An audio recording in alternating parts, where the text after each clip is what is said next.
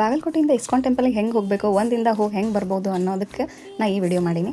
So ಇಲ್ಲಿಂದ Vijayapura to Yeshwanthpur ಅಂತ ಒಂದು ಟ್ರೈನ್ ಐತಿ. ಅದು ಮಧ್ಯಾಹ್ನ 3:30 ಹಿಂಗೆ ಬಿಡ್ತೈತೆ. ಸೊ ಇಲ್ಲಿಂದ 3:30ಗೆ ಬಿಟ್ರೆ ಅಂದ್ರೆ ಬೆಳಗ್ಗೆ ಹೋಗಿ 5 ಗಂಟೆಗೆ ನಾವು ಯಶವಂತಪುರ ಮಾಡ್ತೀವಿ.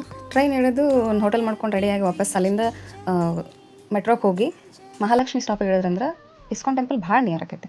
ಸೊ ಅಲ್ಲಿಂದ ಒಳಗೆ ಹೋಗಿ ವಾಪಸ್ ಬರೋಕೆ ಒಂದು 2 ಅವರ್ ಹಿಡಿತೈತಿ.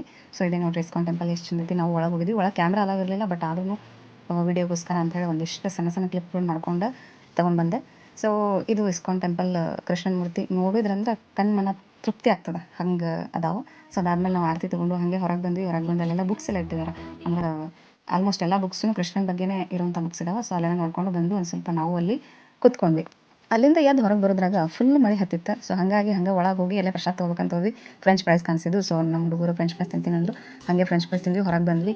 ಹೊರಗೆ ಬಂದು ಮೆಟ್ರೋ ಹಿಡ್ಕೊಂಡ್ವಿ ಮಹಾಲಕ್ಷ್ಮಿಯಿಂದ.